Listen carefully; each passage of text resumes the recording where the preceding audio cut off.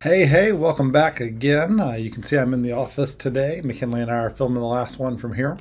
What we're doing today is we're doing a Scratch project called Team Kaleidoscope. So let's actually, I feel like showing the solution first. It's fun. So what is a kaleidoscope?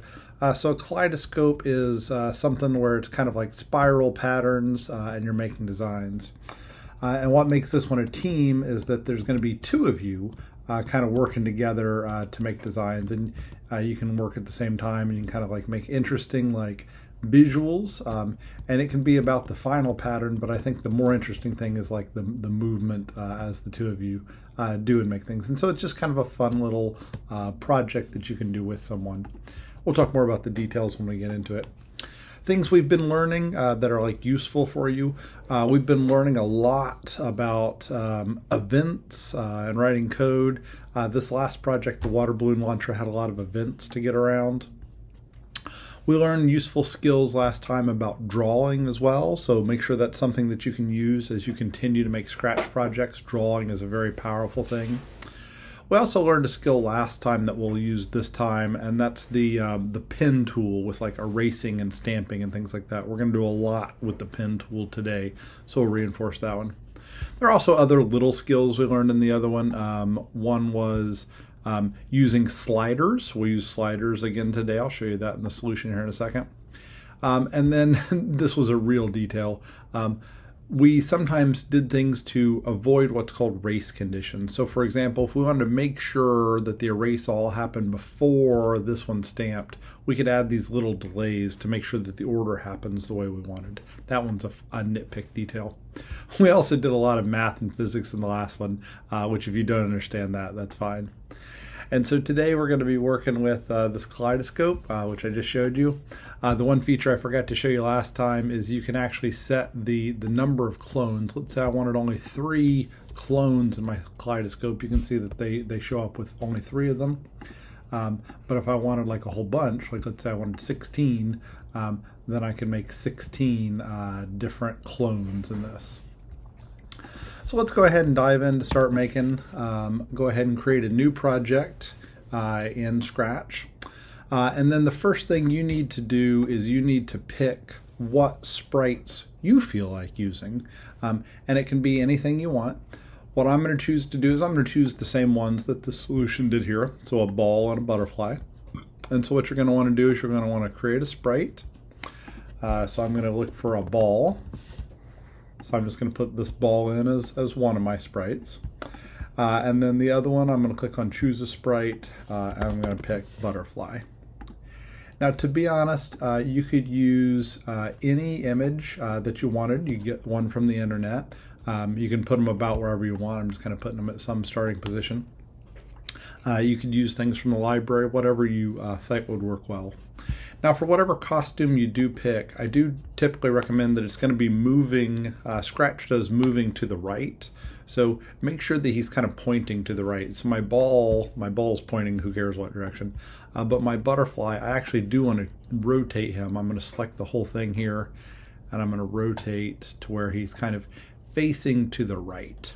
Because movement in Scratch always happens where they're moving that way. So I know it looks kind of silly right now. He's kind of on his side, but it'll be good later.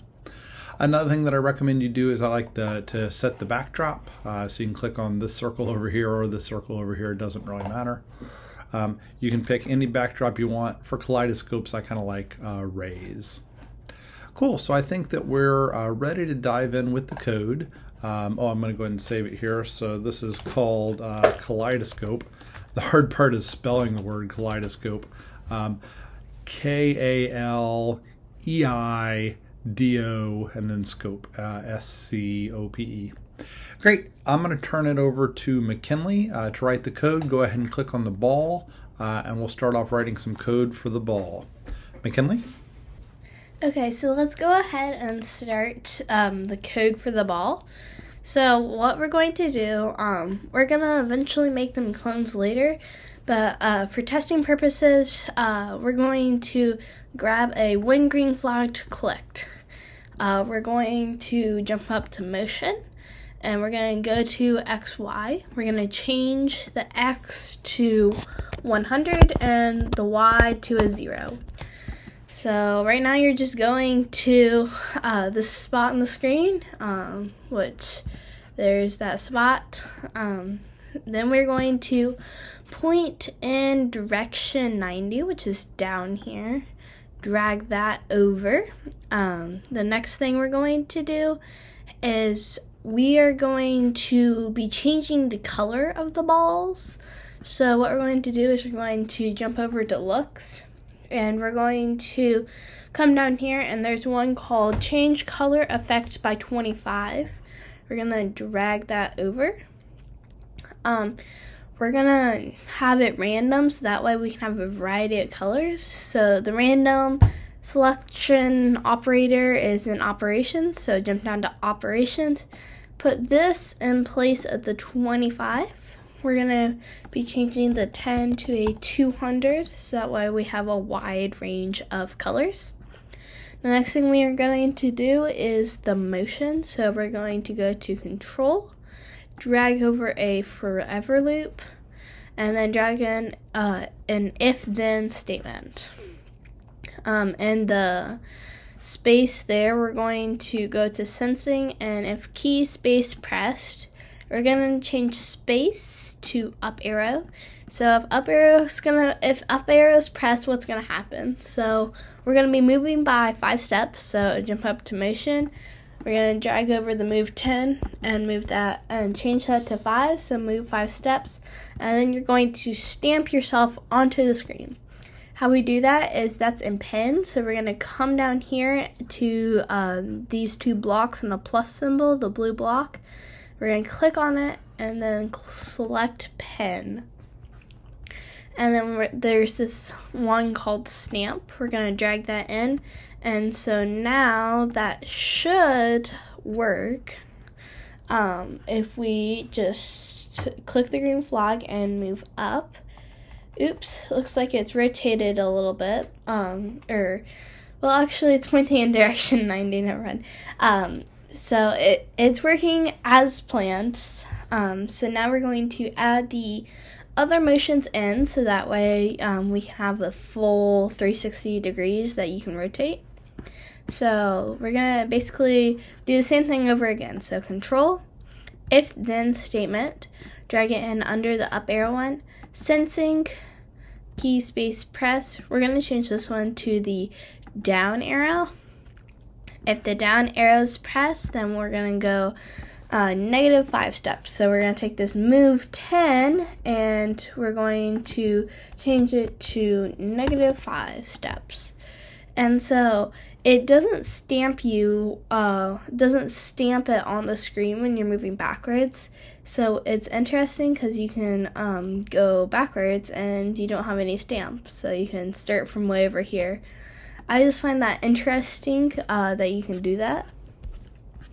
Then for the left and right arrows, we're going to be going to control, if then statement, sensing, key space press. We're going to change it to the left arrow.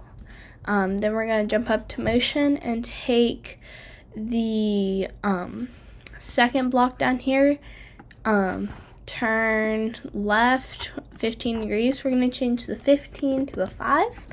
Then we're going to do the or the right arrow key. Another if then statement, key right pressed, then you're going to jump up to motion and take the first turn. We're going to turn 5 degrees. So now we should be able to move all directions. So let's test that. So yep, able to turn in a full circle, and so you can turn all over. So that's good. That means that our code is working. So we're going to be doing the same thing for the butterflies. So we can go ahead and take this code and drag it over to the butterfly. we needed to change it a little bit in butterfly, so we're going to jump over to the butterfly. So our code's ready and waiting. So the first change we're going to make is we don't want them starting in the same position. So we're going to -100 up here in this go to XY. The next thing we're going to change is the butterfly is going to use WASD instead of up, down, left, right. So the up arrow we're going to change to W. The down arrow we're going to change to S. The left arrow key we're going to be changing to A. The right arrow key we're going to be changing to D. So let's go ahead and test that. So we have our ball, and then we have our butterfly. So there we go. So both sprites should be working.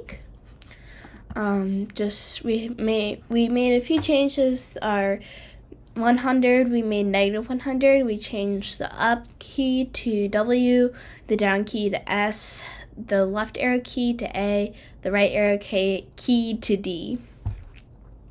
The next thing we need is we're going to actually do the cloning, so that way we don't have just one ball. So as you can see, we only have one butterfly, one ball on here.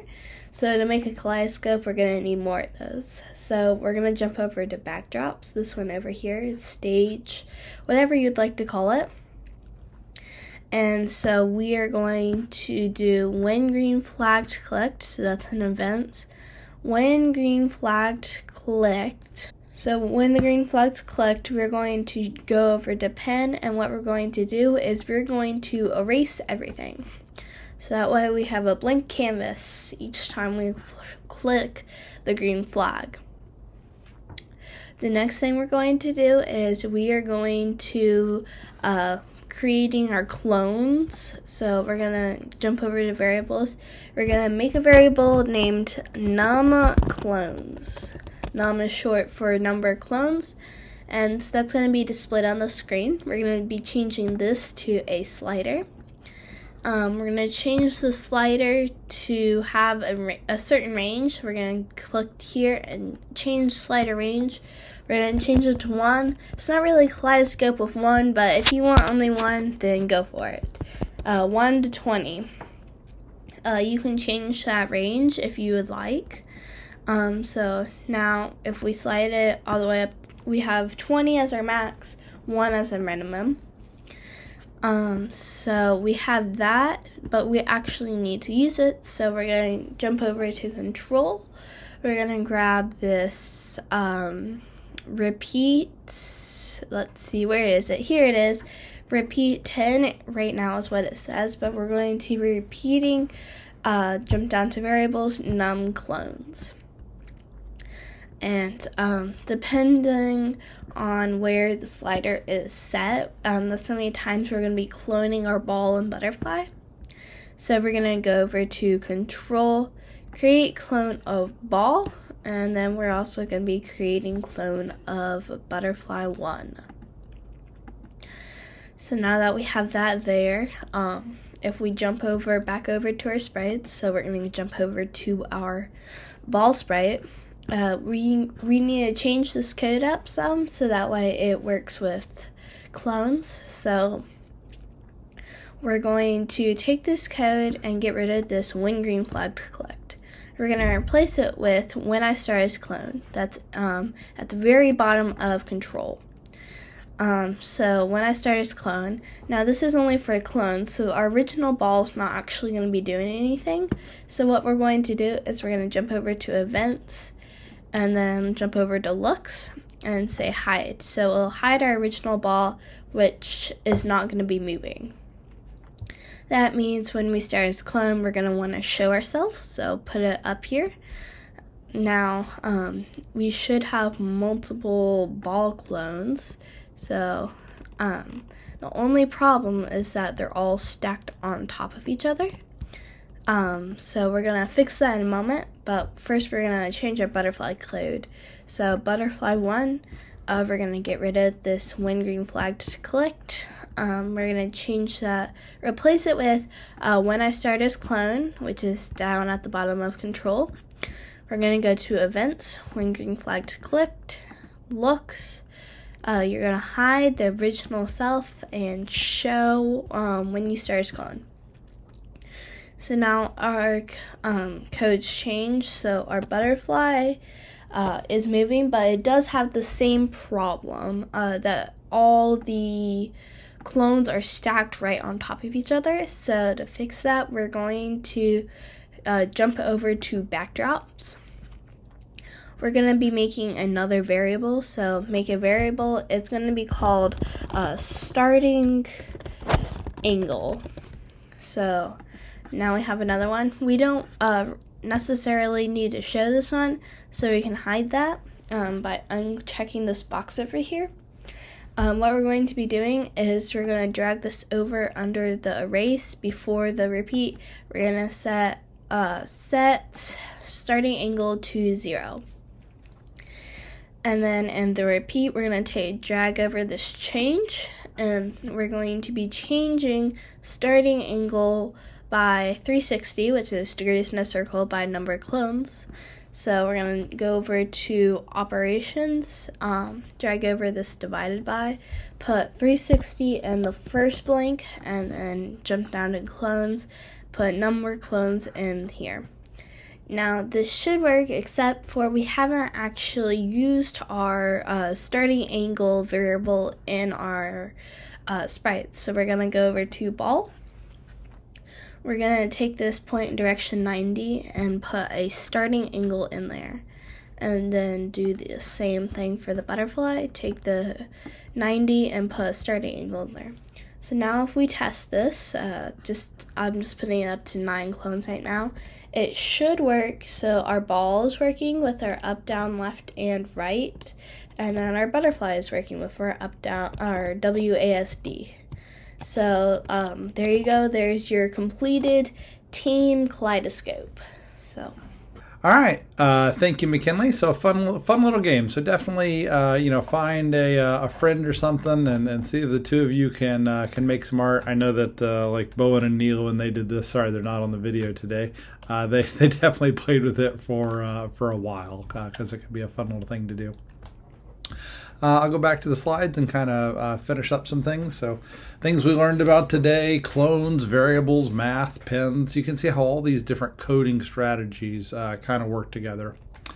Hey, if you made it through the whole week, first off, very impressive.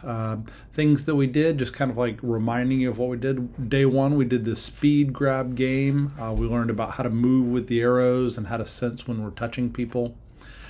Day two, we did this golden snitch chase. It had some starting code for you so that you could get the images.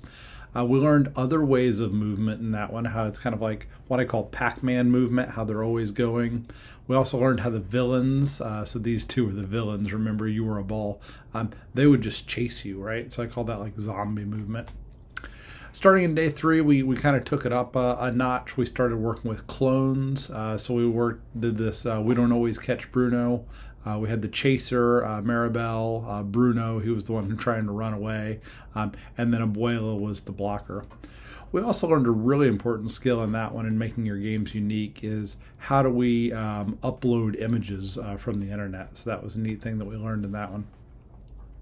Water balloon launcher was a more advanced project. We had to give you some starting code in that one as well, just because the balloons were kind of complex. But we got to see how we could broadcast events. We learned how we could use sliders to adjust variables, which is a really neat skill. And hopefully that game was fun for you to play as well. And then finishing off things today, we reinforced how sliders could work to change variables. We reinforced clones, and it was kind of a shorter day to do something fun with art. You'll find that there's a pretty natural connection between coding and art, and we hope that that's something that you can continue to foster as you move forward. So we really appreciate you taking the time to join us for this Connecting with Code camp. It's great to learn these skills. On our website, we've also got some other videos and things that you could learn from, and we just wanted to say a big thanks for joining us. All right. Take it easy. Bye.